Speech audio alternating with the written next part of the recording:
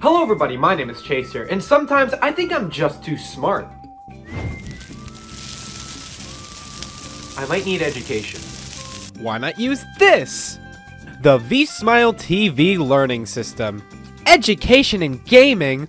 Those are two words that almost never go together, like toenail and fungus. Never mind. Created by a Hong Kong-based company called VTech in 2004, the V.Smile was marketed as a video game console that you can make your kids love learning with. But considering other game companies' attempts at the same idea, I feel like this was doomed from the start.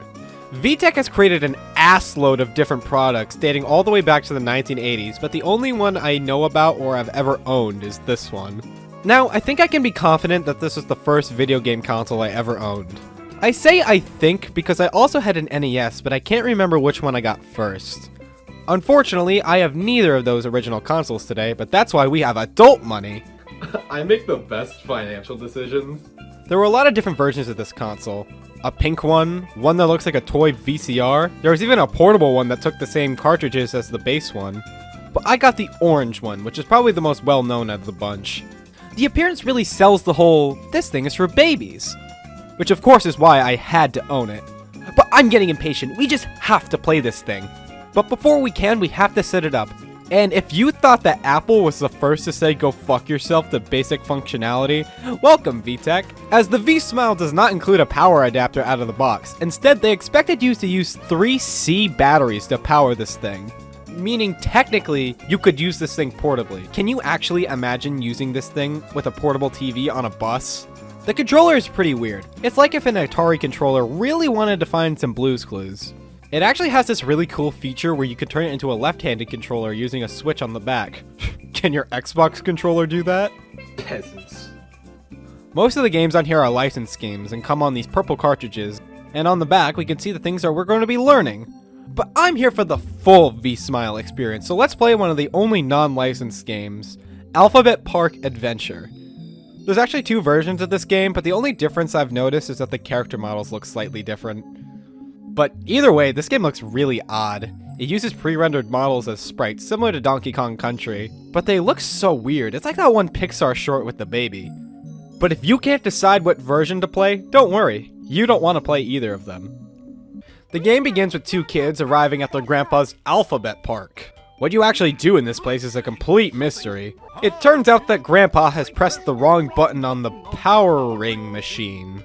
So instead of getting them back himself, he sends his grandkids, who look like they're 5s, to go get them back for him.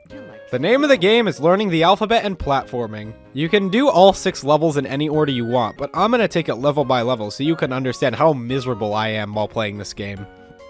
Immediately, we are introduced to some of the worst controls in a side-scroller I have ever played. It is so goddamn stiff. Every motion feels like this little girl has a 5-ton weight attached to her. This level is almost nothing but platforming. You know, if you can even call it that. There are no platforms. You just go down straight hallways and climb ladders, where every time you climb them, she has the urge to say, up, up, up. Like, I see you going up, you don't have to tell me. You wouldn't do that for anything else. Eating, eating, eating, vacuum, vacuum, vacuum, file for divorce. This is also the level that goes on the longest. Half of my hour-long footage is just this level, and if you die, you have to do the entire thing all over again. God damn, this is fucking agony. Level 2, Secret Garden.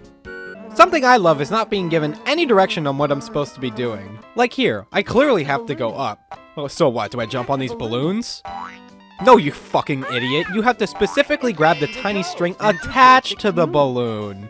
All you gave me was an up arrow. This level is about ascending up through the trees and matching words to pictures. You simply float through the trunk that shows a picture of the word below.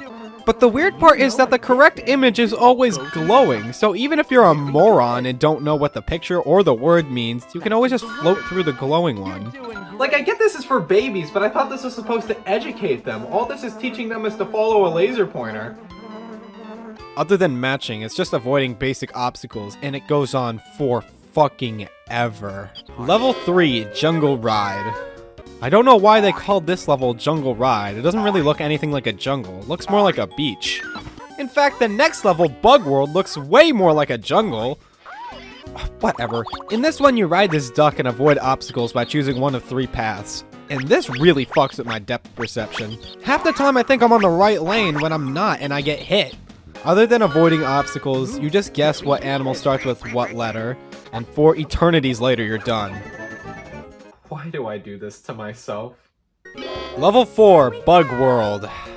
This is probably the best level out of the bunch, but that might just be because of how quick you finish it compared to the other ones. You just go through the door the narrator tells you, and half the time you're already standing in front of the door you're supposed to go in, so it goes by pretty fast.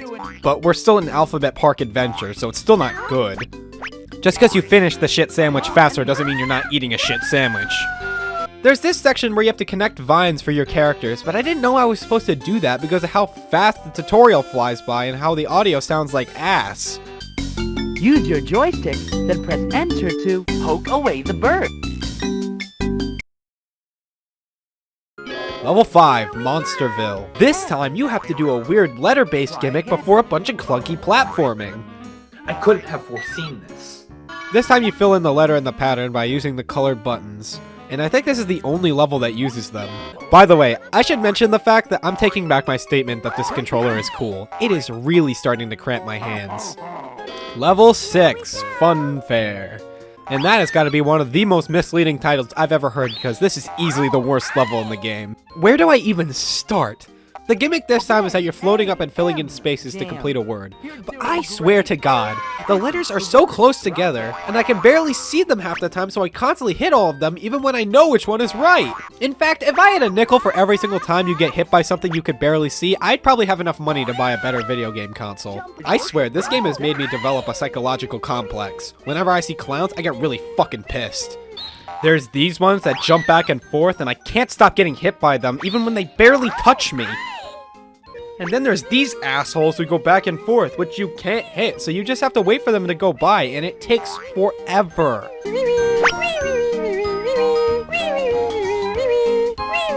I'm so educated.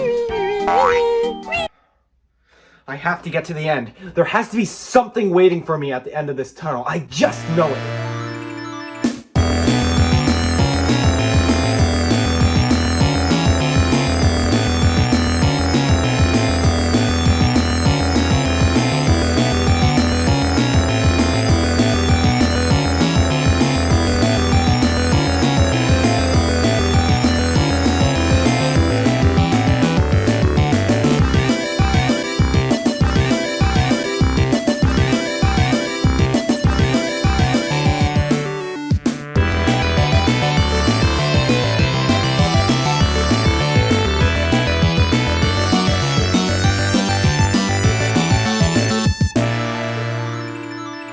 Ho!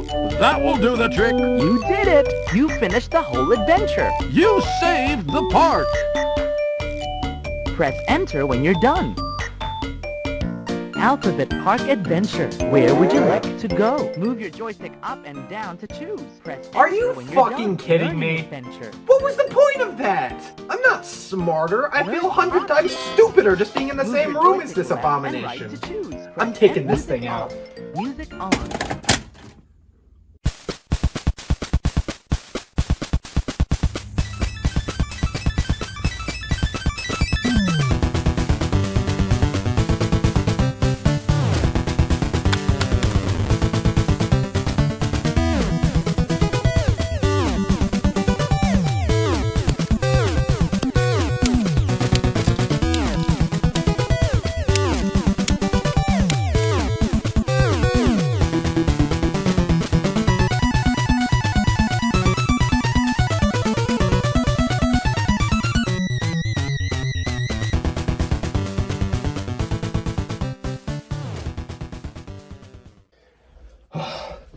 That nightmare is over. Thank God.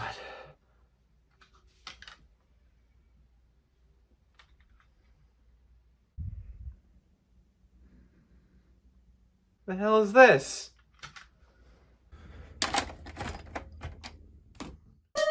Zayzu, an Earth adventure. So I guess Zayzu is an alien on a field trip with his other classmates and decides to land on Boot Mountain in Area 61. I guess we were just 10 areas off. But Dr. UFO spots the ship, so Zayzu's classmates take off, leaving Zayzu behind like assholes. You know what? I'm getting really tired of saying Zayzu. I'm calling him Fred. Meanwhile, Zayzu met two kids named Jack and Ashley. After hearing Zayzu's story, the kids they're decided to help. So the kids from Alphabet Park Adventure decide to teach Fred about Earth instead of helping him get home. Unlike the last game, you can't pick what order stages you play them in. You have to do them in order, but really what difference does it make? This is more of an adventure game, as it's an overhead view, and it's about finding things instead of platforming, so thank God for that, I guess. But the controls still manage to be really confusing. You're locked to 4 directions, which is stupid. You have an analog stick for a reason. But for some reason, pushing up doesn't make you go up. You go diagonally, which really fucks with my brain. Especially when the first level is the only level to do this. All the other ones function in the way that you would expect them to. The first level is about synonyms. You simply find the kid who has the word that means the same thing as your word, but these kids can be really difficult to catch as they run away from you for some reason. You repeat this about 5 times and the level's over, and the narrator congratulates you in a way that sounds like South Park's portrayal of Michael Jackson. Awesome! You get an excellent result! No, they're ignorant. That's ignorant. The next level is about shapes. You have to go into a junkyard and find shapes to build different objects, and this is frustrating for no reason. The game wants you to go around all these obstacles to find the objects, but half the time I think I can just go right through them because of all the gaps between them. Like, look at that! That's huge! Why can't I just go through there? Oh, look, there's a shape up there. I must be able to pull this barrel to get it.